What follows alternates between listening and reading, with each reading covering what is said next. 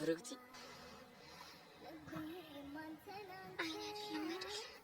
እንደዚህ በፍጥነት የምንገናኝ አልመስለኝም። ኤልያስን ታውቂዋለሽ እንዴ?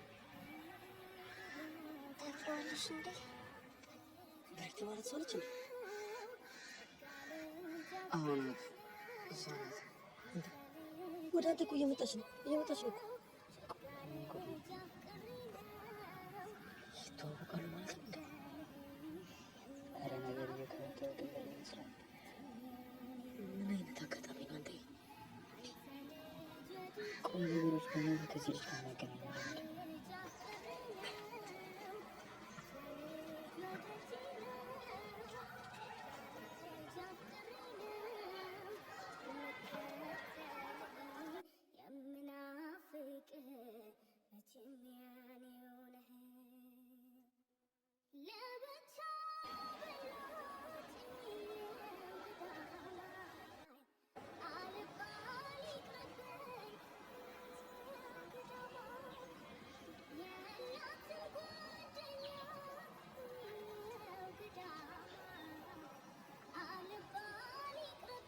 ኤላ እንደማፈቅር በፍቅር ብን ብዬ እንዳበረኩ ሁሉም ሰው ያውቃል። ብሩክቲ ትክክል አላደረግሽም። ትንሽ ብቻ የማይፈልግ እና ረበሽሽ? ኧረ አረበሻችሁኝ። እና እንዴት ነው ከኤላ ጋር በደንብ አወራችሁ? ስትተያዩ በጣም የተነፋፈቃችሁ ትመስሉ ነበር። በጣም እንጂ ትምህርቱ አልቆ እስከምገባ እንዴት እንደቸኮልኩ። አሁንማ በደንብ ነው የምትገናኙት አይደል? ያው አትገናኙ የሚለን ሰው ካልመጣ በስተቀር እንዴ? ቆይ የተናገረ እሱ አለ እንዴ?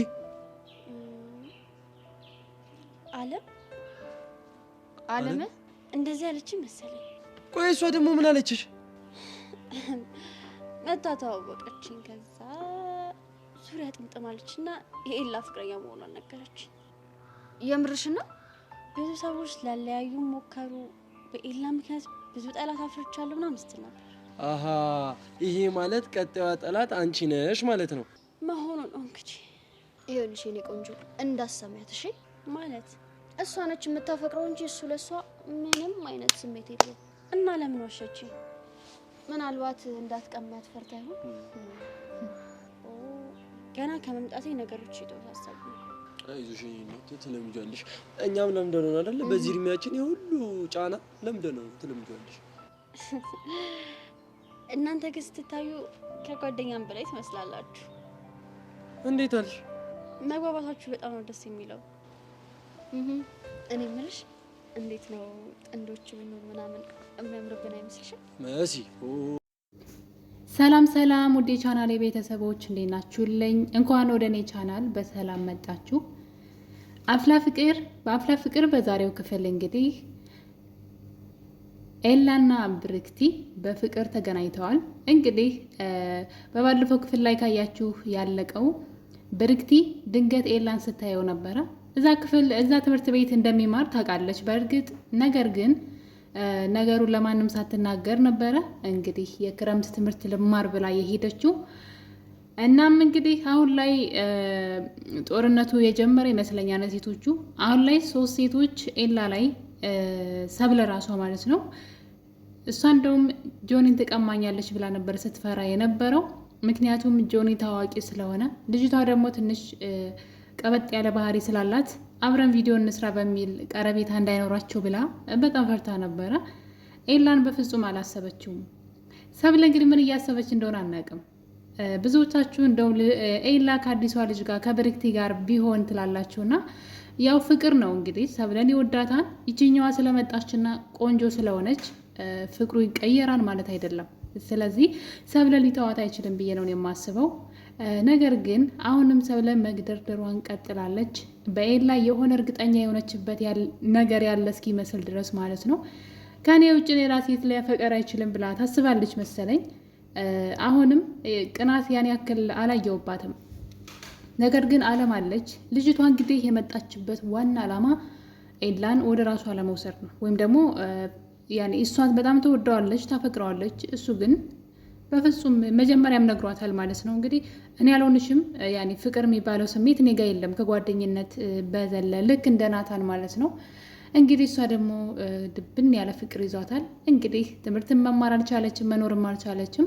ቤተሰቦቿን አስቸግራ እሱ ያለበት ትምህርት ቤት ድረስ ከመጣች ነገር አለ ማለት ነው።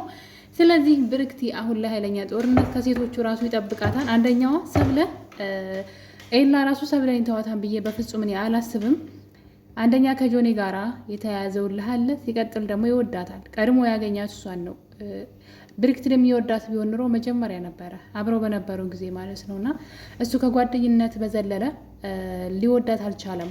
እንግዲህ ሁለቱም መንገድ ላይ ሲገናኙ አብረዋቸው ያሉ ሰዎች ጉድ ነበር ያሉት።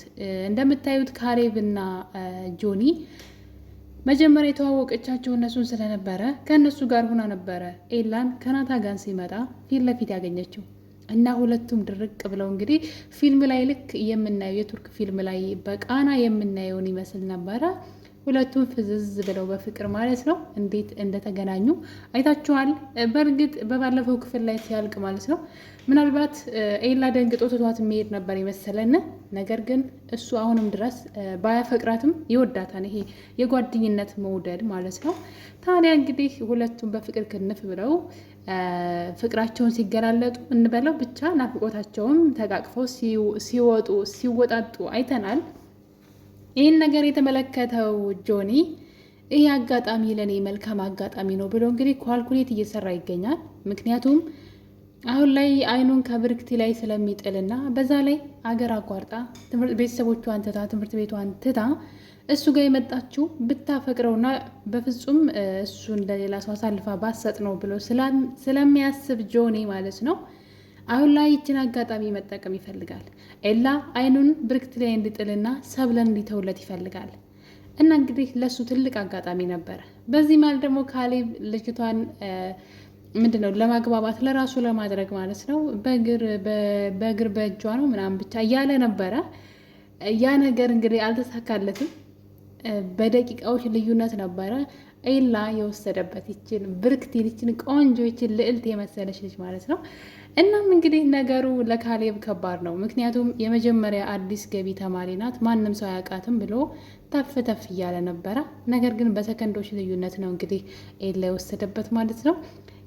ለምንድን ነው በእኛ አካባቢ ያለ ነገር ሁሉ ከኤላ ጋር የሚገናኘው ሲል ነበር እንደውም ካሌብ እና ነገር ግን ይህ አጋጣሚ ደግሞ ለጆኒ መልካም ነው። ለካሌብ ጥሩ ባይሆንም ለጆኒ ግን በጣም መልካም አጋጣሚ ሆኖለታል። ይህን ነገር በደንብ እያሰበበት ይገኛል። አስቦም ዝም አላለም። እንግዲህ ኤላ ወዳለበት ቦታ በመሄድ ስለዚህ ጉዳይ እያወራው ነበረ። አይነን ብርክቲ ላይ ጣልና ማለት ብርክቲን ያዝ፣ ሰብለን ላይ እጅ አይነን አንሳ፣ ሰብለን ተውልኝ አይነት ነገር እየተናገረ ነበረ። ከፈለክ እንደው ዓለምንም ጨምራት አይነት የሚያስጠላ ንግግር ነበረ። እንግዲህ እንደዚህ በጣም ከባድ ነው። እንደዚህ አይባልም፣ ግን ጆኒ እንደዛ ሲል ነበረ እና እንግዲህ በዚህ መሀል ነበር ኤላ እኔ ግን መቼም ቢሆን ሰብለን ምተው አይመስለኝም አለ። እሷን መተው የምችል አይመስለኝም ብሎታል። እናም እንግዲህ አጅሬው እኔ ከሞትኩ ብቻ ነው አንተ ሰብለን መውሰድ የምችለው ሲለው እንግዲህ ልሙት ካልክ እኔ ምን አደርጋለሁ ያው እገድልሃለሁ አይነት ነገር ሲናገር እያየን ነው ኤላ ማለት ነው። እና እንግዲህ ነገር በዚህ እያለ አንድ ነገር ይፈጠራል። ብርክቲ ኤላ ለብቻው ወስዳ እያወራችው እያለ አለም ድንገት ተደብቃ ታያቸዋለች። እንግዲህ ብርክቲ ለኤላ አፈቅርሃለሁ በአንተ ምክንያት ምንድነው መኖር አልቻልኩኝም፣ በጣም ስለማፈቅርህ ቤተሰቦችም ይሄን ነገር ያውቃሉ እና ስለዚህ እኔ ስለማፈቅርህ ከጎን ልሁን፣ አንተ አታፍቅረኝ፣ ፍቅረኛ አለ ሆይ ብላ ራሱ ጠይቀው ነበረ። ፍቅረኛ ኖረኝ አልኖረኝ ላንቺ አይጠቅምሽም ሲላት ፍቅረኛ ኖረህም አልኖረህም ስሜቴ አይቀየርም ብላለች። እወድሃለሁ ነገር ግን እንድትወደኝ አይደለም፣ በቃ እዚህ ትምህርት ቤት ከአንተ አጠገብ ልሁን ብላለች። ታዲያ እንግዲህ ነገር ቀላል አይደለም። አለም አሁንም ኤላን ታፈቅረዋለች። ኤላን ምንም አይነት ቦታ ባይሰጣትም እና እንግዲህ ነገር እያወሩ እሱም ደግሞ ተመልሳ እንድትሄድና እዛ ያለውን ህይወቷ እንድትኖር እሱ እንድትተወው እሱ ለእሱ ምንም እንደማይጠቅማትና እንደምትጎዳ መስዋዕትነት መክፈሉን አቁሚ፣ እኔ ላንቺ አልሆንሽም፣ ምንም የተቀየረ ነገር የለም እኔ ህይወት ላይ ብሏት ነበረ። ብርክቲ ግን ይሄ ነገር ለእኔ ተመችቶኛል፣ ይህን ከፈቀድክልኝ በቂ ነው በማለት እንግዲህ ከእሱ ጋር ስትሆን በጣም ነው የሚያምሩት። እውነት ለመናገር ከሆነ እኔ ኤላን ከሰብለ ውጭ ማየት አልፈልግም። ብዙ ዋጋ ከፍሏል። ሰብለን ሲጀመር እሷን የእሱ ለማድረግ በጣም ብዙ ዋጋ ከፍሏል። እና እስኪ ከመጀመሪያው ጀምሮ ከትውውቃቸው ጀምሮ ካያችሁ የሰብለና የኤላን ትውውቃቸውን ማለት ነው አሁን እስካሉበት ድረስ ኤላ እንደዚሁ አይደለም እሷን ወደሱ የሳባት በጣም ብዙ ዋጋ ከፍሏል። እና ስለዚህ በቀላሉ ሰብለን ይተዋት ብዬ አልልም።